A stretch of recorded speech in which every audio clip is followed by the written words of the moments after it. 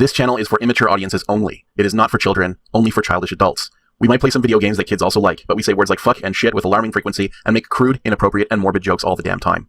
Level 0 NPCs assumes no responsibility if your idiot spawn watches this and gets traumatized. Hey everybody, welcome back. Hey, we're back. Welcome back. We're having a mailbag. Yeah. Hope you guys are having a good We're day. having a mailbag. I hope you guys are having a good time. Everybody. I hope you're having a good day wherever you are. We just wrapped recording of a new episode of Conquests of the Longbow. We went to take a piss. Yep. I made some tea. I ate a lime, just a loose lime that was on my counter. I just ate it. A lime. Yeah, Nice. just a lime, as one does. Now we're ready to empty the mailbag. I've never eaten a raw lime. No, I haven't. I just had a lime and no plans for that lime, so I just ate it. Did you peel it like an orange, or how'd you eat it? I just cut it in 4 and then sort of used my teeth like an ape to peel the sort of more edible portion of the lime to eat flesh the from meat the peel. out of the flesh. Okay, yeah. I can see that. Luke, there's a shelf on the left side of the screen that's got like a bit of orange on that, and I just want to know what that is. Yeah, that thing. That's where my money was at the start. Okay. Of the game. It's like an ashtray or something. Okay, money chest. Okay. Just my personal money chest. Yes. Okay. It doesn't look right, like guys, a money chest, but okay. This is a fucking mailbag. I hope you're. Yeah, let's do it. I hope you're goddamn ready, because we're ready. Yeah. I don't know how we're gonna do it when we only have, I guess, I'm thinking 2. Actually, I haven't checked the Discord. Let me check the Discord. Hey, for anybody who's intro to level 0 NPCs is Conquests of the Longbow, which, is feasible, and you didn't give up last episode. Good for you. Every 4th episode, we do a mailbag episode where you can send us questions. In this case, there'll be long questions for the Congbow. But since we don't have one of those, I'm going to fire off the questions for glory stinger. Questions for glory. Yeah! Where we answer any question relevant to the game or not. And we also, I think despite the fact that we've been away for 2 months, we have very few questions to answer this time. Everyone must have been busy over the holidays. But we also have Speakeasy Password. Speakeasy Password. Where we go over the passwords for a local speakeasy near where Alex and Matt live. And we critique the quality of their speakeasy passwords. We do all of that. Now that you know that is the intention with this episode, don't bitch about it. Whoa. Yeah, in the it's comments. It's 1 in every 4. You can skip them if you want to. We used to just do this stuff whenever. Yeah, we used to do this in the middle of playing. And then we're like, we should probably keep it to 1 episode. This is a kindness we're doing for you. If you don't like it, that's fine. You don't have to like it. In fact, I don't blame you even a little for hating this. Mm-hmm. Yeah. If you don't like this and you don't want to engage with it, either skip the episode or, and I'm quoting myself, fuck off to another channel. Yeah. But we'll all... If we were good at this, we wouldn't still be level 0. Yeah. We've been doing this for years. Years we've been doing this. Still level 0. Like 10 years now. We don't even 10 years now. Wait, we've been doing this for 10 years. We don't even have 2,000 subscribers. That's right. Think about that. There's a reason for that. Because this is our thing.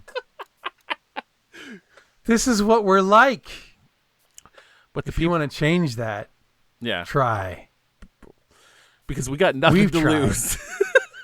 It wasn't successful. Now, you might have noticed we don't try hard to be popular. No, we don't or care. to follow the algorithm and do popular video games. This is a very niche focused channel. We do this. It's not for monetized fun. either, right? Yeah. It's not No. monetized. No, it's not monetized, so we're disincentivized in the algorithm for that reason. We used to also be adults only because we say words like fucking shit with alarming frequency. Yep, we do. As per the warning that I recorded like 8 years ago. Although I feel truly like we say it less these days. I don't know. We swear less, possibly. Yeah. I don't really swear on these. So am I influencing you or something? I don't. Maybe. No. If you are, it's subconsciously. It's funny, and I hope I'm not just outing you here, Julia, but she does swear a lot in private conversations. How dare you? That is literally outing me. Why would you do something like that? All right. I'll bleep what I said. Well, this sounds worse, probably. I'll curse unless I'm talking to specifically my mother. Anyone else I'll curse in front of, no problem. I think I cursed with my parents more, honestly. Not like at them, not like maliciously, but I just have a potty mouth around my mom and dad. They laugh bring it out of you. So I think that they're encouraging it, honestly. Yeah. Yeah, I don't really swear like in front of my mom or something when I'm like talking to her and stuff. But I have, and I don't think it makes any type of impression on her at all. Because it's not really her first language, so I don't think she has any type of visceral association with these words. I don't know. So it's useless. I swear in front of my kids. Maybe that's why I don't. And yet they don't swear. What? They don't. Is that how you do it to make sure your kids don't swear? Is to swear in front of them? So that's not cool? So they're so desensitized to it. Yeah, there you go. I'm pretty sure my son swears cool. when he's on a call, like on a Discord call with his friends, and they're playing like Guilty Gear or Overwatch or something. He'll swear, but I don't know. He does it away from me. Who's your son main in Guilty Gear? Axel. Axel. Okay. Whatever his name is. Yeah. The guy who goes, Axel Lowe. That's the name of the Boma! character. Yeah. It's Axel. Yeah. Absolutely. So, I don't know. He's got a couple people that he plays. I don't really play Guilty Gear, but yeah. I'm a Baiken guy. All right. Yeah. Yeah, and but my daughter, not even a little. Not anywhere. She would not. She just turned 11, not interested in swearing at all. She's nope. It's great. I didn't curse until I was 21. Until you're an adult. Yeah. I started teaching. And before that, I neither swore nor drank coffee. And probably my first week of teaching students, I started doing both. Fair enough. Yeah.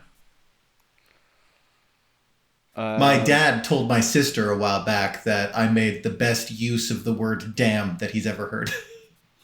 just as a generality. He was just talking to my sister one day and said, Alexander makes the best use of the word damn. Wow. That's high praise. I thought from so. The man of the cloth. Yeah. Yeah.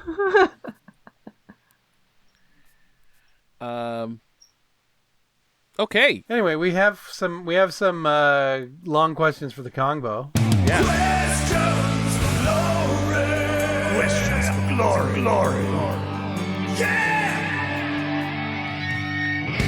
God, Why don't you lay the first one upon us? never get tired of that. No.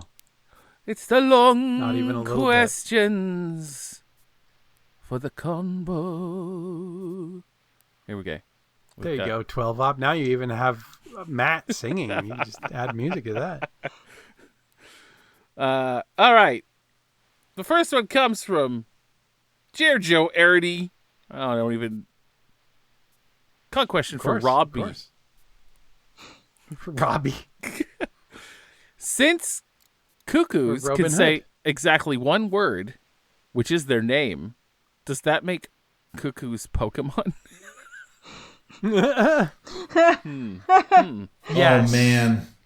This is also true of the black-capped chickadee, which pretty much and just says chickadee dee dee dee.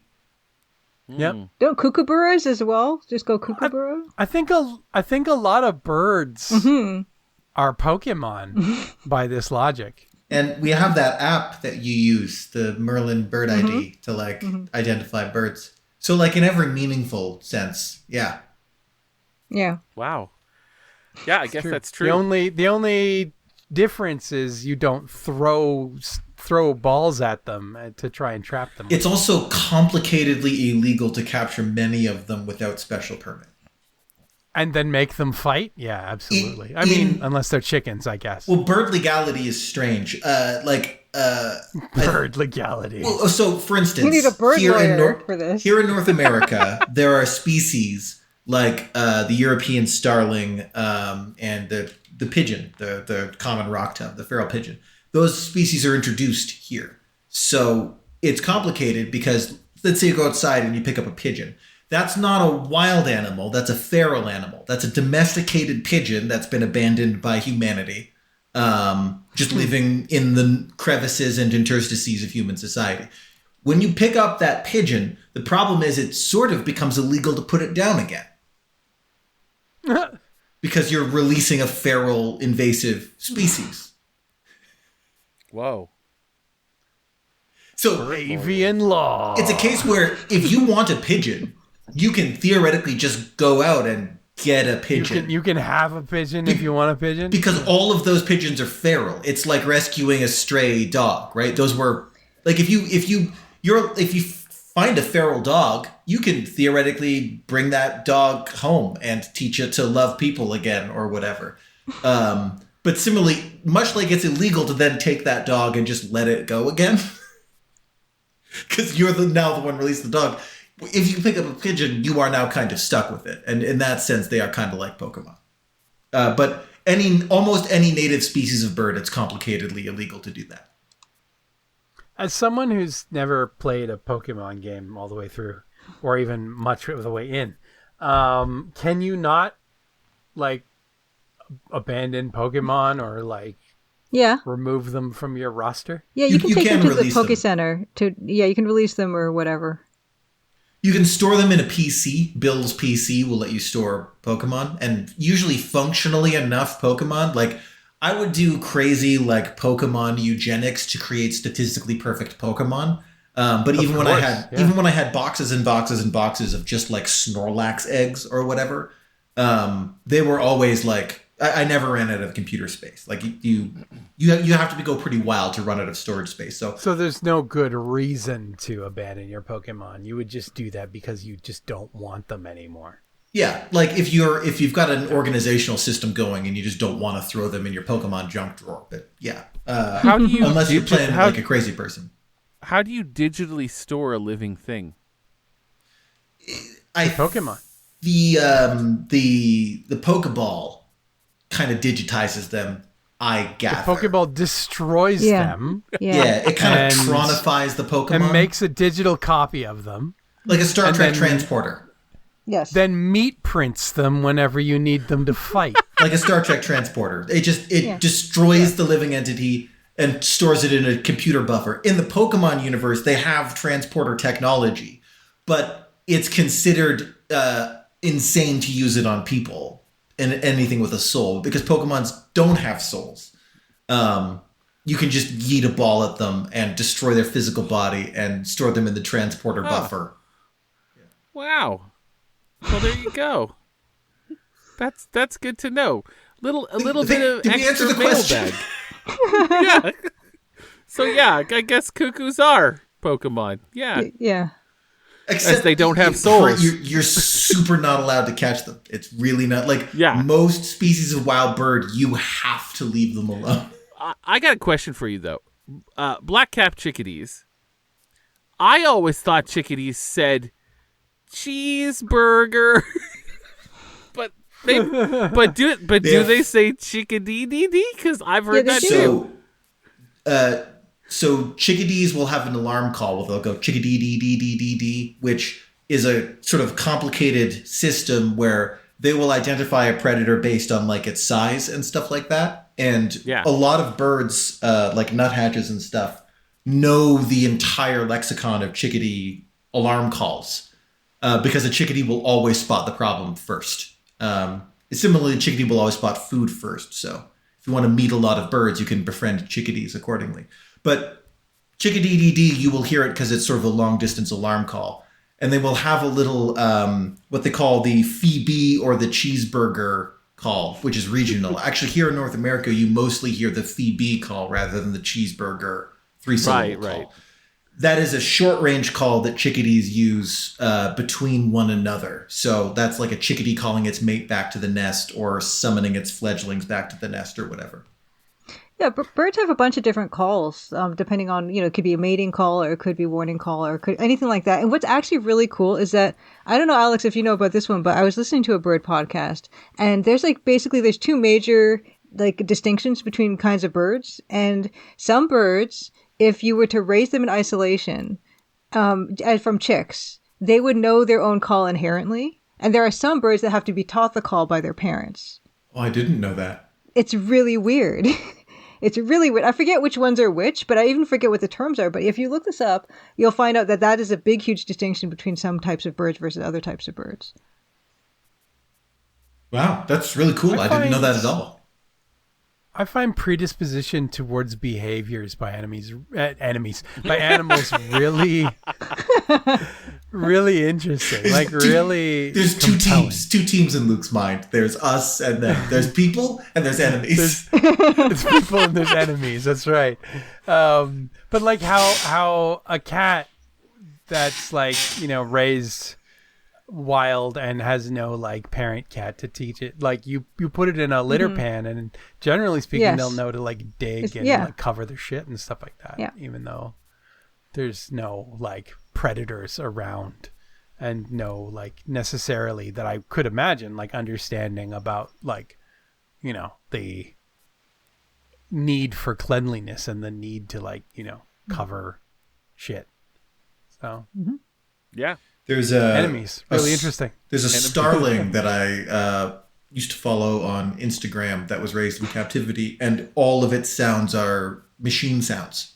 Nice. It can emulate construction equipment. It does an incredible R2-D2. It does the most absolutely breathtaking R2-D2 sound. Nice. So I think I've seen clips of this same starling. Well, I wonder if it's because it's one of the birds that doesn't inherently know what a starling sounds like and learns it from other starlings. Yeah. There's a guy I also follow who rescues ravens, and he has a raven named Ragnar who only knows one word. The only human word he uses is tickle tickle in the most deep and menacing voice. I couldn't even emulate the voice. The most deep, menacing, tickle tickle. So just and in a strange accent, the guy who it's a British guy who rescues ravens, but it's not that guy's accent. He just came by the word tickle tickle in some terrible, menacing ogre deep voice.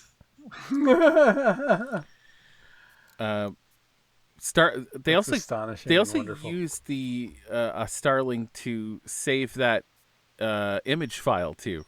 It's the same one. Yeah. It's the same one. Is that the guy? Yeah, that same. Is that the guy? It is that same bird. They managed to save a PNG to a bird.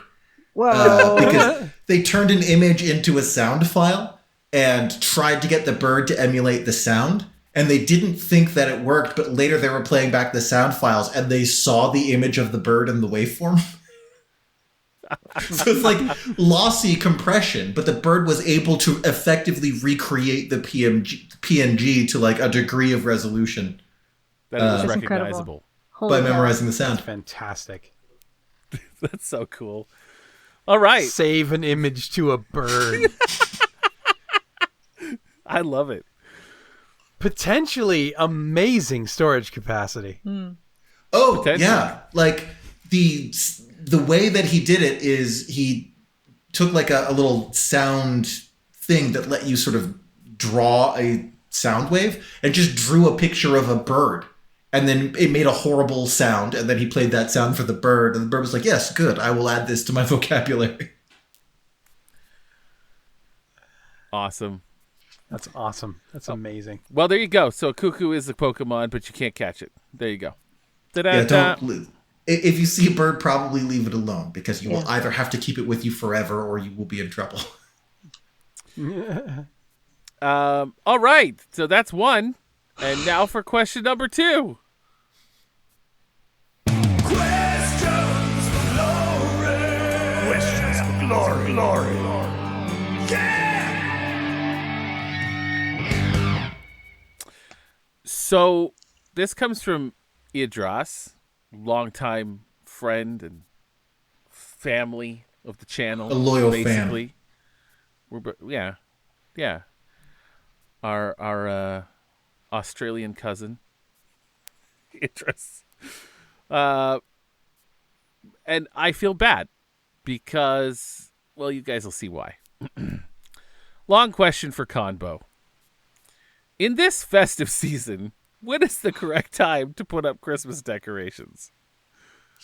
My family is a December 1st to January 1st, but I hear others doing it in November and others doing it on December 24th, Christmas Eve. When is the correct time? It's too late for this year. We already passed. Yeah. But for next year, you can get our glory. Anybody have any strong opinions about this? I moved out of my parents' home when I was 18. And I never hung up another Christmas decoration ever again. And I never intend to. Yeah. That's... He's the wrong one to ask. The right time to hang Christmas decorations is when you're a child with no agency and your parents make you. And then once you leave that chapter of your life, you're done and you never have to do that shit again. I think what Alex is trying to say there's never an obligation. There's never an obligation to do it. Yeah. I think you do it whenever you want. That's Alex's answer. For sure. Yes. I, for one, love Christmas almost as much as Alex hates it. Not quite, but it's close. And I love Christmas so much. I'm a December 1st kind of guy. Yeah, December 1st. I don't think I could do it in November, but that's me. And then I don't take it down on New Year's Day either. Like I'll give it a good solid week into January before I deal with that. Maybe. Yeah, in my family, my mom's birthday is December 8th. So there was a rule in my family that we didn't start to celebrate Christmas until after my mom's birthday. So that, we weren't cheapening, I guess, her birthday or whatever. So December 8th was sort of the first time when we would be either maybe getting a tree or putting up decorations or starting to play Christmas music around the house or whatever. Not that we really did, but however, so yeah, the decorating more recently happens usually after I get to my parents' house because I have a sort of yearly ritual. I'll fly over to Nova Scotia and spend the holidays with my parents. So we usually go to the nearby Christmas tree farm and cut down a tree together, my dad and me, and we'll take it back to the house and then we'll decorate it a little bit later, a couple, day or two later. I don't know when my parents take the tree down. Usually it's up when I leave after New Year's usually.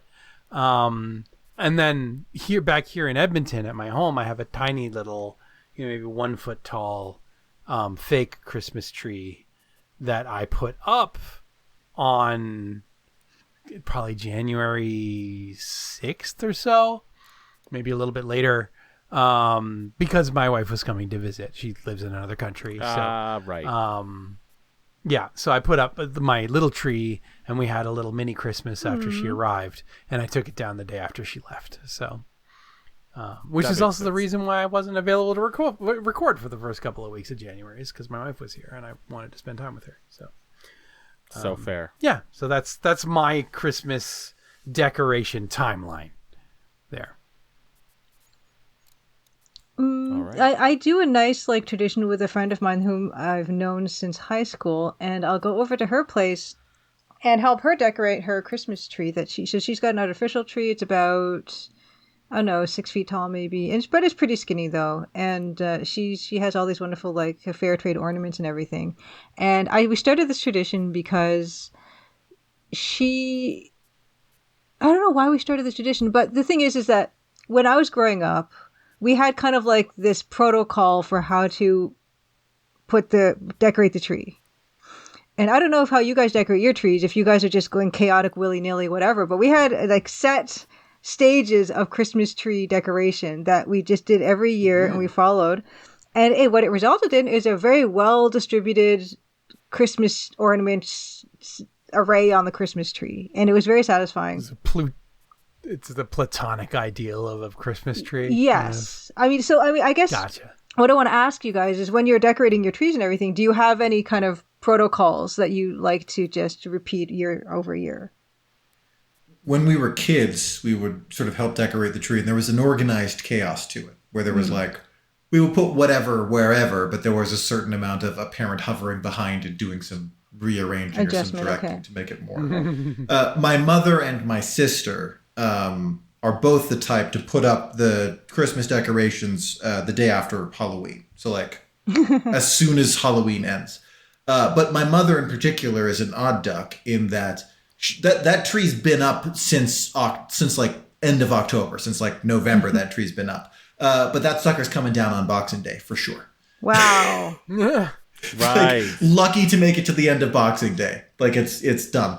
Put it away. Huh. Wow. Yeah. I know it's an interesting, like, to get the whole house in the state for the next thing right away. So like as soon as it's no longer Christmas, the tree has to come down for like sanity or for whatever. It's something about the way my mother's mind works. Have a tree at New Year's. Wow. I like a tree at New Year's. I don't know. Me too. The Minamata protocol for Christmas decorations, you start with the lights first. Yes. So I don't know if that's a thing. That's standard lights process, first, and then starting with larger ornaments. You start with the larger ornaments first, and then you put the smaller ornaments in to fill in the gaps between the larger ornaments. That's basically it. But my friend was very fascinated by this process because she had never done it that way. And when we did it with her tree, she was very pleased with the overall, like I said, the even distribution of ornaments across the tree. Of course, also, I imagine that comes out nicely. The back of the tree also, like, is less of, like, if you do have a back part of the tree that's facing a wall, then you obviously don't need to go heavily into decorations on that side. Probably put the ornaments that people gifted you that you don't really like to see on that side of the tree as well. But so we've been doing that every year, and it's been really nice. And what we did was, I think, like sometime like basically mid-December and then to mid-January, because the idea that you would take down a tree on Boxing Day, which is supposed to be like a holiday, well, is kind of, to me, it's the insanity, because like it's supposed to be a relaxing day, right? And for sure. No, that's a fascinating pathology that my mother has, that the tree has to come down on Boxing Day, even though it's been up for every day of November. Yeah, that's crazy. Yeah, it is crazy. I'm sorry. But also, like, people, like, she has like a lot of family and friends, and so they're coming in and out. So she wants to get a lot of use of her tree, and also like by the time everyone gets back to work and then you get into your routine, that's when, like, I just went last week and we took her tree down, which was a nice, like, we do that like closing tradition as well. We seem to be doing that every year now. Although we didn't do it the previous year, I don't think, but yeah, like, so it's just a nice thing that, you know, it's kind of, you know, there's a lot of ornaments and lights that have to go on, so it's nice to have help with that process as well. And it's like a social thing that we get to, you know, get together, we have dinner and stuff, so it's actually a really nice little tradition. And she really loves the effect of even how the branches get arranged, because she's got this artificial tree, and you know how they're kind of like bendy, the limbs of the tree, so that you kind of need to like sculpt them in a way. And she really she appreciated my artistic insight on that aspect as well. That's important. That's important, because I also have an artificial tree too, and it is important to get that looking good. You can make it look however you want. You can make it look perfect, and that's a huge job though. Like taking them all and bending all the branches out and making them look good, and then stacking the other piece on, and then stacking the other piece on, and then I do the lights. Sometimes Meg will help me with the lights. We'll do the lights, and after I'm done the lights, we will start by me putting on the star, because it's usually lit. It's part of the lights. Oh, it's not last? Oh my goodness. It's not last. Controversial. Because it's got lights in it. It'll be too much of it. I'd be knocking shit off the tree to put it on. Yeah, it'd be dangerous to put on last. So it's a makes sense. It's a 7 foot tall tree, right? Like wow. Okay. So it's like we just want to So I put that on, and then we just let the kids go to town. And what we do is we get them to put on the balls first. The balls always go on balls first. were first. Yeah, balls were first for us too. You distribute the balls first, and then once the balls are orbs, on, then you can put on the rest of the ornaments wherever there's holes. And Meg and I will just sit there and say, no, it needs a hole. You need to put something there. But the kids are usually direct. But the kids lights, balls, pretty holes. good at it. Yeah. That's more or less the process at the Hicks clan too, back in the day. So my family's tradition is reasonably close to Julia's, I guess, by description. Every year, less so now, more recent years, but when we lived in like California, when my parents were still working, we would, on a yearly basis, we would cut down a tree, and then we would set up the tree in the house. Now, being a real tree, branch distribution and stuff like that is you get what you got, basically. So, when we get the tree, we would sort of rotate it around until we found the nicest looking facing thing, and the shitty end goes back in the corner. But then we would put the lights onto the tree, but then every year we would have what we call a tree trimming party, where you invite a bunch of friends from work and school and various other things. And you would host a party where you offered food and snacks and candy and stuff like that, and Christmas cheer and so on, and lots of alcohol. And then you would get all of your friends to come and decorate your tree for you, basically. So you you'd leave out ornaments on a table near the tree, and you'd say, come have some snacks, have some food, have a good time. We're going to have a big party, and then grab an ornament or two and put them up on the tree.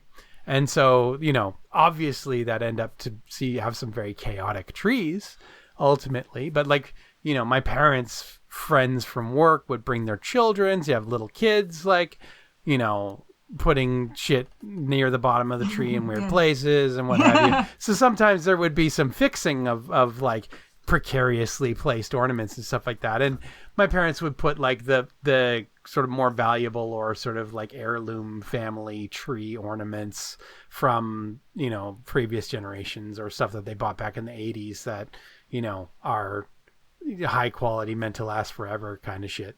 Would be kind of placed by my parents or placed in sort of strategically safe areas of the tree. But yeah, we just get friends to come over every year, and we'd do a holiday trifle and stuff like that. And it was always a grand old time. It was just part of the Christmas celebrations, usually around the 20th ish or something like that. So see, a lot of fun. I didn't realize that this is not a common, actually, I thought this was a fairly common practice, but none of you appear to do it. So No. See, that's what I love about Christmas, is it is very personal to everybody's family, from doing that, getting people to decorate your tree, to doing it, with friends, to getting your kids to do it, to not fucking even thinking about it or doing it at all. It's great. That's awesome. Yeah. There you go. So yeah, lots of answers, but I think, whenever. It's truly whenever. You can put them up now. Yeah. Leave them up all year. Feliz Navidad, everybody. Yeah. You could put them back up for next Christmas right now if you want. Absolutely. Yeah. Who cares? Put some Halloween decorations on there. We're not the boss of you. The world is just have a tree in your house all year round. The world's on Decorate fire. the tree for different holidays. Yeah. Easter tree, Valentine's tree, Arbor Day tree. Redundant. Put little trees on your big tree. Yeah. Yeah. You know? Just plant a tree in your home and just have it growing there all the time. Yeah. Just a full spruce tree in your home always. Wow. Yep. Yeah. Okay. Well, guys, we did it. We got through all the questions. Did we address the sandwich question from the Discord? Sandwich question. Oh, yeah. We talked about it on the Discord, but it's a good question. Let's hit it. Hang on. Questions for glory. Questions for glory. Yeah. Another one from Idris question. Yeah, from Idris, one of several ride or die viewers.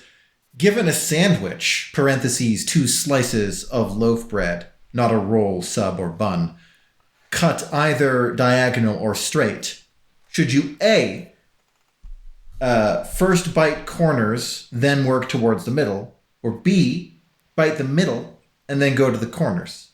Same question also goes for toast. Mm-hmm. This was discussed, including by some of the NPCs on the Discord, but I don't think we've talked about it on the channel before, and I love that question.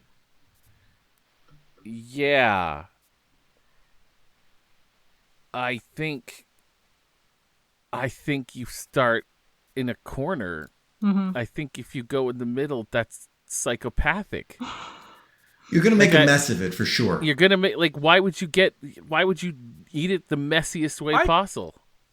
I could see you, if you had one, especially cut into rectangles where you just kind of cut down the center, grabbing it by the crust and biting into the middle bit there. Especially if you cut it into 4, especially. Oh, yeah. Well, 4. Oh, 4. Particularly. But even in halves, I could see biting into the soft edge, you know? Also, were edges just excluded from the options in the question? Because I think the spirit of the question is... Yeah, however you would tackle or middle first. Yeah. Of course, and I think that's how we did respond in the Discord. My method is pretty much just start on one end and go to the other end. So I'm not I start on one edge, make my way through the middle, and I finish off with another piece of edge. Yeah, usually. There's 3 key things for a sandwich to me. One is, much like Luke described, you pick up the sandwich, and in that orientation, you start with the end that's facing your mouth, and you conclude with the part that's in your fingers. And the 2 other parts that will get more divisive as the explanation goes on.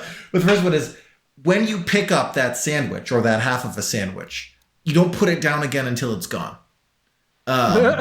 Every time I see someone pick up a sandwich and then put it down for any reason, I want to pay my bill and leave. It's absolutely, I feel a strong desire to not be there anymore. But the third one is the nature of the sandwich is set when you order it. One thing I never do is look at the sandwich and then doctor it as I'm eating it. I don't know how many people, I know so many people who will take a bite of the sandwich, go, I don't know, put it back down, open it up, take some things out, put some more stuff on, and just do sandwich surgery, and then pick it back up and keep eating it, and then just continue to basically take a bite out of the sandwich, put it down, disassemble it, reassemble it, pick it up, take a bite, and then continually do that. No, the sandwich is how it is. However the sandwich is how it's going to be. Wow. And you don't set it down between bites. Those are my sandwich rules. But generally, yes, I would go from one corner to the far corner. Yeah. It's so weird because I don't really have any good reason for my approach to this, but when I think of a sandwich that's cut diagonally, I do want to do the points first of the triangle and kind of eat it that way. And when it's cut like as a rectangle, I want to eat the soft bit first. I don't know. And I really can't reason that out, except that's just what my instinct has been my entire life. Not even except. No, not even. I was going to say, except it's when how one's inner child wants to eat a peanut butter sandwich, for sure. Yeah, because you want all the softness first. And I actually am a person I've always loved the crust on a sandwich, which means that I like to save it for last because it's like a little treat for myself at the end. Yeah. So I guess it kind of depends on how you feel about a crust. If you hate a crust, then maybe you're just going to want to kind of mix it up with the rest of the sandwich, like you eat a soft bit in the crust. But I love that crust at the end. Maybe that's why I eat them like that. That's fair. Yeah. One thing I don't think I could do is eat all the crust around and then eat the No, that's madness. The thing crust is for holding. Yes. I don't care how a person eats a sandwich as long as they don't set it down and do surgery on it between bites. If a person eats all of the crust, or even something insane, like if they just kind of rotate the sandwich like a corn on the cob, not rotating it the way that you would rotate it, but rotating it like a disc. Yes, like a record. I was going to say, like flipping a coin. Like if you rotate it weird and sideways, like flipping a coin while you eat it, that's fine as long as you don't put it down. But what if your here's the thing. I already answered this. What if your sandwich comes with chips or fries? That's why you have two hands. Yeah, you never have to put it holding the. You can stop eating the sandwich to have a potato product. But don't put it down. You can eat the sandwich until it becomes manageable in one hand. Then use your offhand to dual wield food and get some fries in there. If the sandwich never becomes that manageable, you have to eat the whole sandwich before you can have any fries. That's just how it is. I'm sorry to say that I put down my sandwiches and my burgers regularly. Yeah, I do. Oh, my sibling Nat was visiting last weekend, and we went out to Henry House, and they ordered a sandwich, and they put down the sandwich and did sandwich surgery on it. Oh, I don't do sandwich surgery at all, but I will put down a sandwich. I don't want to be holding my sandwich for the entirety of the meal. No. Yeah, it's. I have many friends and loved ones who do it, but it is I have done it, but I feel bad about it every time. No, it's if something forces me to put a sandwich down, which I'm going to say it's happened maybe 3 times in my entire life. If something forces me to put a sandwich down, it's a start your whole day over kind of thing for me. It's like if there was a quick load button in life, I wouldn't even check when I'd last saved. That's how much it bothers me. I would just, whatever I did since I last saved, if I last saved when I was 3, that's fine. I'll make all those same friends again. Wow. Yeah. There's a lot of passion in you. I would love to see the chapter of Alex's memoirs that's the 3 times I've put down a sandwich, because I bet those are going to be really interesting stories. The reasons aren't particularly good, but it's very few times. I eat really fast, right? It doesn't take long. So something pretty bad has to happen, like a fire in the other room, you know? Right. Yeah, see, I'm taking my time eating a sandwich, usually. Yeah. So if I couldn't put my sandwich down, I'll also, quite frequently, I'll make a sandwich for lunch, but I'll be working through lunch. So I'll have my sandwich, and yes, I know crumbs and what have you, but I'll take a bite of sandwich, put the sandwich down on a plate, wipe my hands off, and then type something around my sandwich between the crooks of my elbows. And then get back to eating sandwich, or just not want to be holding my sandwich at the time. So put it back down because I don't want to be holding it at the moment, I was walking home at 3 a.m. a few months ago, and I stopped off someplace to get a donaire. And I walked up and I ordered a donaire, and the guy asked me some follow-up questions. And it was just Charlie Brown noises because I wasn't really paying attention because it's 3 a.m. and I'm dead tired and, my life is a shambles. And so he asked this question and I didn't catch what the question was. So I just looked at him in the eye and I said, Just give it to me how it comes. And he vanished and came back with a donaire.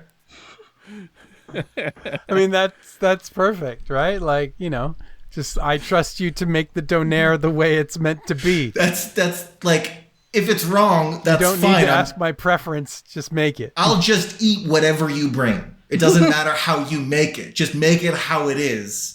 And if it's wrong, I'll still eat it. And that's my policy on all sandwiches, is that, like, yeah, they might make your sandwich wrong. That's still your sandwich, right? You can't, there's no going back. That's how your sandwich happened.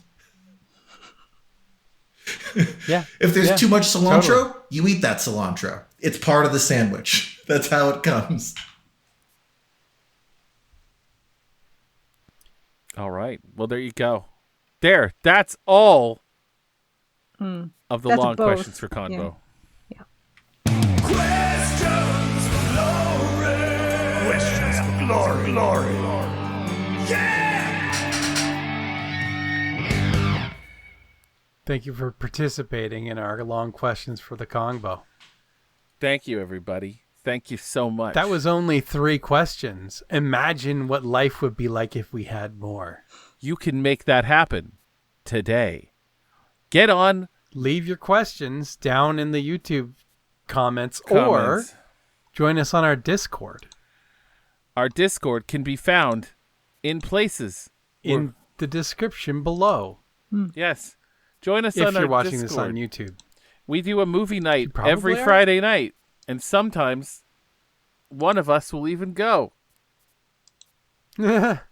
Sometimes. I'm going this week. I usually miss it because I edit these videos on Fridays. Yeah. I'm going this Friday. I've missed I've missed them all through December. So yeah, last one I caught was Masters of the Universe 1987. So I might be able to swing by late for movie night. But yeah. So that's what's happening. If you join us on Fridays, except for next Friday when we're going to be doing our live stream. Oh my God! On the 30th of January, we're not going to do a movie night that night because we're going to be going live for Police Navidad 2026. Can't believe it. That's right. Looking forward to it. We won't stop you from doing a movie night, but might be weird and complicated. Yeah. All right, you guys want to do some Speakeasy Passwords? Oh, yes, please. Oh, yeah. I think it's time for Speakeasy Password. Speakeasy Password. That's right, everybody. It's time for a Speakeasy Password. We have a few because we missed 2 months of recording. Yep. And these passwords update every week. So we've got, I think, maybe 8 Speakeasy Passwords to go to. I'm so excited. Speakeasy Password. Oh, you'll get less excited as we go. That's how this always works. Yes, that's how that works. All right. Here we go. La la la la la la. The Nobles here in Halifax. If you want to get in there, you have to say a Speakeasy Password. Go up to an employee. Speakeasy Password. And you say the following thing, and they'll let you in. Except this one is too late. This is from the beginning of December. That time is gone. All right. They fear love because it creates a world they can't control. They fear love because it creates a world they can't control. There's been worse ones for sure. What? Who? It feels like a quote that requires context. Yeah, they in question is a little ambiguous. When you're asking who in 2020, back in 2025 when that was there. I mean, I think it's pretty obvious who they're talking about, but yeah. But is that even true? That's not right. But I mean, like, they don't even necessarily fear. That's what I mean. Love. They fear certain forms of love. You could also interpret it as just they, as in anyone who fears love for just the normal reasons that people struggle in interpersonal relationships. Yeah. A thing that you lose or have to, like, there is a certain loss of control that comes with letting people into your life. And like, you are just not in control of everything. And that is a difficult thing for people to cope with. And I could see that giving people anxiety when it comes to relationships. So it's, Well, why didn't they say we then? Can you say it again with we, please? Because maybe I'll like it better. We're workshopping it now. Wow, we're workshopping it. Okay. Speakeasy Password. They fear love because it creates a... No, it's we. We fear love because it creates a world we can't control. Thank you. That's much better already. We've done it. Except if I had read that, better. You guys would have been like, no, we don't. Honestly, very possibly. That's what would happen. Your reading is how I interpreted it the first time. I didn't think of they as the sinister they don't want you. Yeah, fair. But that is also valid, right? Like, like a lot of these sort of horrible, like, all those things are about control and about like othering people and things like that. Policies against like gay marriage and policies against, like trans people in various forms of self-acceptance and self-love. Like those things are about control, both in the sense of policing what people can do with their own bodies, and also about creating a sort of class of like scapegoats and stuff like that. So in that sense, they would fear love because it does create a world that they can't control. Yeah. I'm not sure that love does create a world they can't control. Well, that's what I mean. Like, it's already like. I mean, like, I from that perspective, I think Alex's read of it is better, just because it does mean that, yes, love also does open you up to things that are beyond your control. Mm-hmm. So I appreciate that read of it. Yes. But yeah. The other one's just not true, because I mean, maybe if it was, well, it's I don't think it works, because we do have love in this world, and like, look, certainly the big sinister they, if you will, imposing policies on, the way that people can express love and express themselves. It's a much more complicated reading. There's a lot of like complexity there. Mm-hmm. Yep. But I mean, I think loss of control is something that a person with that mindset would fear. So, I guess it does work both ways. It's just that one of them is very complicated.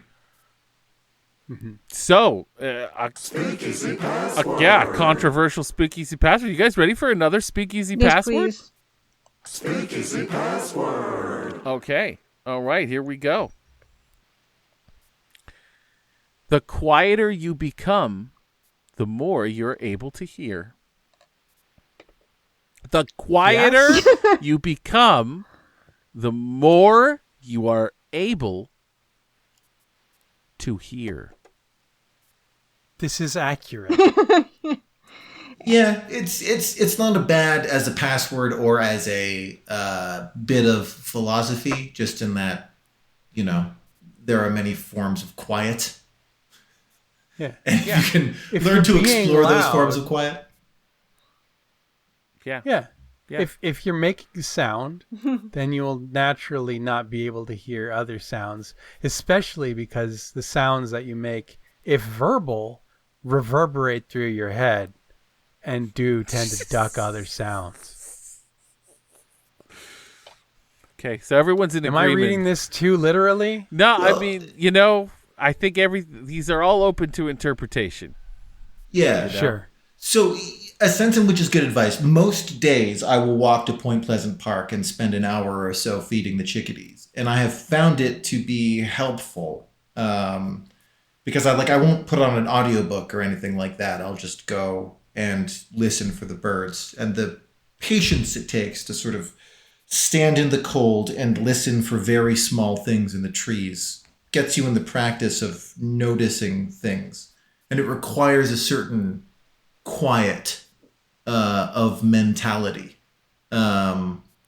Like a little songbird's not going to land on your hand if you're in a state of heightened agitation, which most days I am for most of the day. So the practice of getting quiet enough to hear things it's valid. That particular quote is, not the least asinine version of that, but it's not bad advice. What do you think, Julia? Can you say it again? Yes, I can. Yes, I can. Are you ready? Yes, please. All right, here we go. The quieter you become, the more you are able to hear. Yeah, like Luke said, it's kind of hard to argue with that, but it doesn't add anything to anything really. Because I think we all kind of know that, but maybe people don't. I don't know. Intuitive. There's the obvious thing, but then there's I think that's something that people I don't know, like me could Sure. use could benefit from, right? If you end up talking too much, maybe you'll end up missing out on something. Okay, That's totally, what I take from it. Totally from that perspective, this might be one of my favorite ones because if it's encouraging people to just be quieter so I can just go about my day and not be annoyed, then yes, 100%. Please, everyone, heed this. We should have this on t-shirts. This should be on graffiti on the walls. This should be everywhere. I mean, we literally get together and all we do is talk. Well, that's welcome though. It's like right. if I'm on the bus and someone's got their speaker phone and they're talking on their phone, if that we can have an ad on the bus that just says that, I would love that. I love this one. I've changed my mind. Yes, I do wish people would take more accountability for the sounds that they make. I try to be empathetic to the people around me and understanding of what is causing those people to be discourteous or inattentive. But I do wish, on average, the average person would take more accountability for the sounds that they make, for sure. I get so annoyed because sometimes when I go play soccer in an indoor soccer dome or whatever, there'll be somebody with a big speaker thing and they're playing music really loud and it's why? You want to play it because maybe you want to listen to it, but you're not thinking about the people who just came here to just exercise and not be annoyed. And I can't believe that this is allowed. How is this allowed? I'm cool with conversational level volume if you're talking to someone else that you came to the gym with. When my wife and I were going to the gym while she was visiting, we were pantomiming to one another. We weren't even talking. It was no, gym is quiet place. Gym is more quiet than library place. But there have been guys who have come to the gym in my apartment building who would play fucking music on their phones. Yeah. And I'm I'm not here to listen to your shit. Exactly. Yeah. And you're building ire while I am lifting heavy objects. Yeah. Yep. This feels like a bad choice. I mean, I'm not going to make use of the heavy objects in the way that I'm fantasizing, but don't watch videos or play music out loud in a public place. That's wild. That's a wild thing to do. Yeah. In public, your phone should not be making sounds except for maybe the sound of your phone ringing or the sound of an alarm. And even then, shut that shit off quickly. There's a guy who circles the south end in the loudest car that I've ever heard. It's like gunshots going off. And the thing is, I work with a studio in Alberta and a studio in fucking California. So noon is pretty early for me. And if I went to his house at 3 a.m. and set off firecrackers in the lawn, he would call the fucking police, right? And I just make video games for a living. But there's people living on the South End who are getting off night shifts at the fucking hospital. Exactly. Right? And there's the low end philosophy of this where the noise that guy creates, again, trying to be empathetic, I can understand that type of discontent and rage. Sure, I can get behind that. But that guy definitely does not have sufficient quiet in his life to identify a nuthatch from a chickadee by the sound of its wing beats, right? Like that guy is so far spiritually from being that guy. Yeah. Yeah. This should be a PSA. Like, Just think a little, like just even little things like chew with your mouth closed. I don't need to hear wet mouth sounds in a public place. WMS. Wet mouth sounds. Wet mouth sounds. Start a specialized YouTube channel for that shit. Don't give it away for free. Hey, you guys ready for another Speakeasy Password, number 3? yes, please. Yeah, hit me. Speakeasy Password. Whenever people agree with me, I always feel I must be wrong. What? That sounds like a you problem. What? Yeah, I think this is less of a piece of wisdom and more of a. It's just a confession of self-doubt. It's a confession of self-doubt. It actually kind of makes a better password in many ways. Yeah, whenever people agree, it's relatable, I guess. Yeah. Whenever No. it's actually a pretty good password, because if you go up to someone and go, whenever people agree with me, I always feel like I must be wrong. Yeah, that's a good password. Yeah, Good password. Something that no one's gonna say unless. Yeah, I don't right? know. I don't agree with it. I don't feel like that. When people agree with me, I'm like, this is a smart person. Yes, Yeah, I also don't. That is not a particular type of self-doubt that I really have. If I find that someone's agreeing with me, I rarely think that I'm wrong. Yeah, What is that? I think that's insecurity, and you don't have it Yeah. when it comes to this anyway. So that's fine. I mean, just because something is unrelatable doesn't mean it's not relatable in the grand human sense. Like I can see someone having that problem, even if it doesn't happen to me. Give me an example. Like if I had a sandwich and I'm like, I like this sandwich, and someone's like, yeah, that sandwich looks good, I'd be like, I don't like this. Do I like the sandwich? What is like? Give me an example. If you dislike yourself and you have you can't trust yourself for whatever reason, and there's a lot of people who are like that, then if you get people agreeing with you, then it gets to a point where it's like, oh, well, maybe I'm wrong. This feels weird. I don't like this. Yeah. I mean, obviously, I don't have that. I don't know if anyone here does, but that's describing a pretty deep level of self-doubt where I guess you can go a level. You take one step out of that self-doubt to when someone disagrees with me, I assume that I must be wrong. That's something I struggle with sometimes. So, I know and interact with a lot of smart people, and sometimes a smart person will disagree with you. I think a more relatable standpoint of self-doubt is someone whose opinion you otherwise trust disagrees with you, and therefore you assume you must be wrong. You don't want to be a person who never can imagine that you're the one who's wrong. That's a dangerous road to go down. I feel like that's the more relatable. Oh, absolutely, 100%. Yeah. But also, there is a certain sense of sometimes you will. I speaking for myself, I'll have an interaction like that where someone will disagree with me, and I'll think, I must have been wrong. And then later, I have time to learn the hard way all over again that no, I was right. I did know what I was talking about, and sometimes I have to trust myself. Oh, sure. I have that experience. But I mean, like it feels like the spirit of this is like. It's not necessarily the case, so that still works for when someone disagrees with me, I always believe that I'm wrong.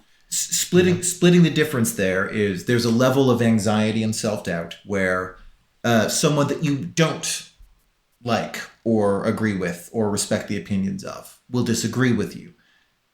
You're experiencing a certain amount of self-doubt if you feel that you must be wrong, even if this person is otherwise contemptible to you. Right? Like, even a person whose opinion you don't respect, when they disagree with you, you have that feeling that you must be wrong because this person disagrees with you. That's, again, it's less relatable because not everyone is living in that headspace. But then the most extreme version of that is the one that's in this. Or even if someone agrees with you, you're like, I must be wrong then. We must both be wrong. Yeah. There you go. I think it's a pretty good password. I can't relate to it, but I know people who can probably.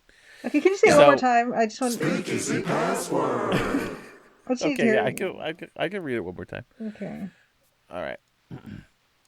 Whenever people agree with me, I always feel I must be wrong. You know, there's an odd thing there where it's like the perspective of a person who needs to have the hottest takes. Right? Like all of my takes are so hot. All my takes are so controversial that whenever anyone is like, "Yeah, I see where you're coming from," it's like I need to get a hotter set of takes. That's a good point. I didn't think of that, but that's true. I don't like that at all. But yeah, no, I don't like it. I can't relate to that even. Yeah, but I'm not the hot take guy. I've soured on this one. Yeah. All right. Next speakeasy password. Okay. Speakeasy Password. The man who moves a mountain begins by carrying away the small stones. The man who moves a mountain begins by carrying away the small stones. I feel like this is a less eloquent paraphrase of an existing, like, Zen koan or something like that. I don't think that he does. I think that's a stupid way to fucking move a mountain. You start with, like, the rocks that you can lift. You don't start with individual small stones. That'll take fucking forever. There's a million tiny stones. I mean, I think the original koan, and I'm gonna look it up if I can find it, is like, to move a mountain you start with smaller stones or something like that. To start by moving stones, yeah, for sure. You begin moving a mountain by moving a single stone. And I think that's the spirit of it. Yeah. I think the spirit of it is, you start with what you could lift. You start with the smaller ones.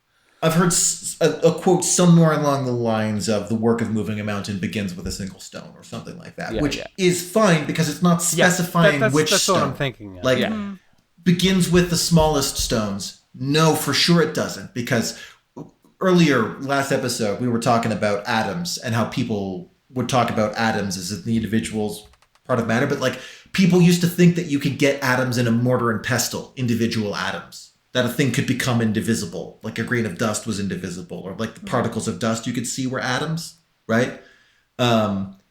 Stone gets that small, right? So you don't fuck around with the little granules of stone. Mm-hmm. The stones can get and also like in the sense of accomplishing tasks by setting your mind to them. You don't start a big task by getting distracted with a million tiny little tasks, right?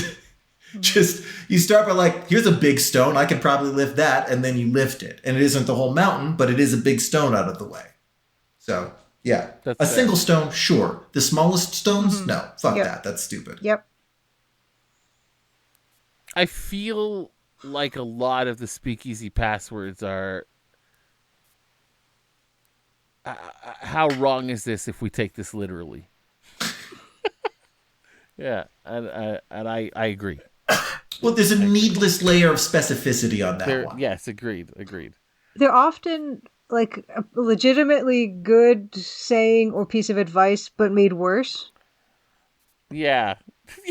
I mean, if we were taking this completely literally, we would be like, yeah, but there is bedrock involved in like mountains. There's going to be a certain point that you reach where there are going to be stones that are physically impossible for you to move. And no one's moved a mountain before either. So like, I don't know. That's an impossible thing. I think we've successfully destroyed mountains. We destroy mountains. We move them in the sense that we smash them up, but we've never relocated a mountain. Yeah, well, that's what I mean. We don't relocate mountains. Yeah, I don't think anyone has ever deconstructed and reconstructed a mountain. That would be a novel human endeavor. Yeah, I do it all the time. No one but Matt. I forgot. I got to remember before we do these recordings to double check Matt's Wikipedia page. And when you're destroying a mountain, you're not starting with the smallest pebbles either or whatever. So no, in that sense, when you move a mountain by destroying it and scattering it around and turning it into, quarried like stone, you begin with a complex phase of planning and engineering and like mixing gunpowder. Yeah, you're not like, how do I make these smallest stones like add atoms? Like you don't pick up an egg-sized rock, weigh it in your hand, and be like, yeah, that's a good start. Right. The best version of that to me is how do you eat an elephant? One bite at a time. Yeah, totally. Because that is the most you can do at a time. There's no other way to eat an elephant other than to start and yeah. That was Speakeasy Password number 4. Speakeasy. Speakeasy. Speakeasy. Speakeasy Password. Now we're on to 5. That was halfway through, so you get a full version. I love it.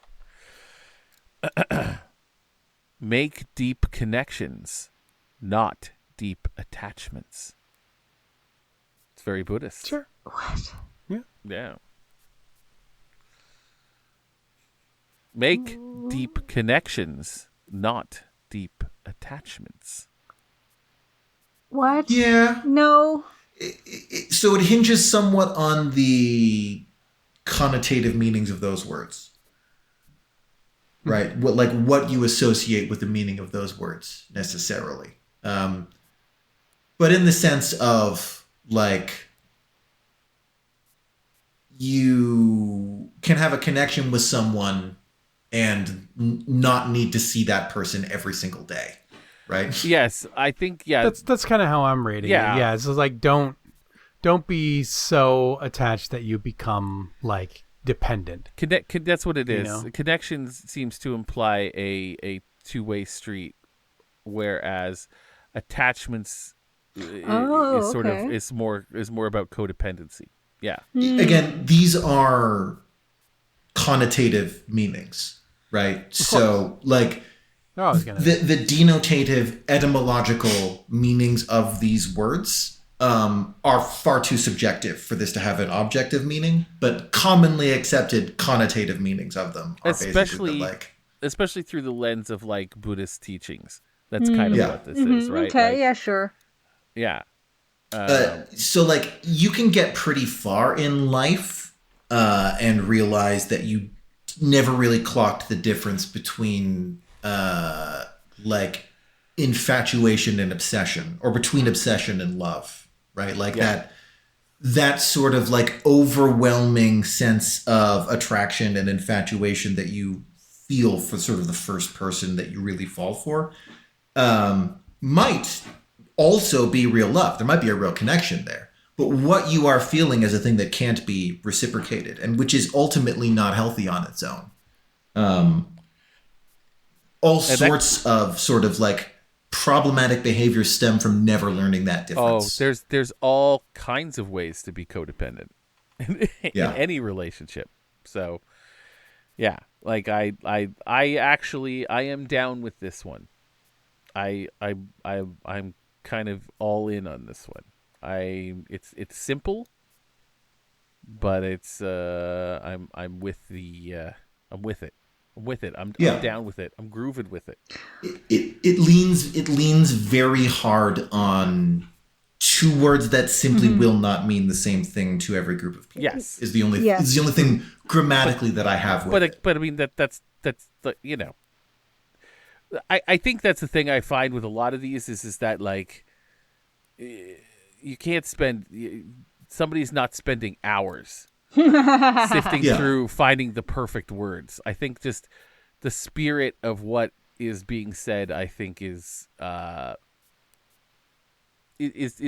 here. I think it's important, and I think it's I think particularly it's where the two are held up as contrast to one another, inviting you to contemplate why the difference is important. Exactly, they mentioned which does lead you towards the connotative meanings that they want you to alight on. I like that one. Speaking of spending hours, we're getting to the point where my video editing software might start failing to render videos due to the length of the source files. So I might say, do we want to hang on to the remaining Speakeasy passwords for the next? Yeah, we've got 3 more, and we can hold them on for the next next mailbag. Let's do it. Sure. Actually, we don't even have to do them to the mailbag. We could just throw a little Speakeasy Password in the second episode next time. Speakeasy Password. Yeah. Let's do it. We'll hold on to it next week. Guys, listen. You know we're into you. You know it. You just have to admit it. We're not attached to you. We're not attached to you. We feel a deep connection. Actually, I have a very codependent relationship. Matt with might the be a PCs. little attached. I've got a deep we have an unhealthy attachment with each of you, and no connection at all. Zero connection, all attachment. It's not true. It's not true, guys. Okay. When I first heard that saying, just really briefly, I was kind of interpreting it in not that way where you have, just the default of being like, okay, attachment, bad connection, good. But I don't, because for me, I get attached to stuff all the time. Like I get attached to favorite books. That's a one-way connection. I get attached to all kinds of stuff, and I don't necessarily think that that's bad. But when you look at it through the lens of like what psychology and, all that stuff, then fine. I guess I can agree with it. But I don't think just attachment, being attached to stuff. I think that it just even comes as part of connecting and with certain people in certain ways. And I'm not going to say that that's bad, but yeah, those are connotations. Yeah. If we take it by connotation, yeah, absolutely. Even if a person's philosophy is like, yeah, all these things are material and can be taken away, therefore having attachments to them is not healthy. You don't have to agree with that philosophy. That's kind of the nature of philosophy.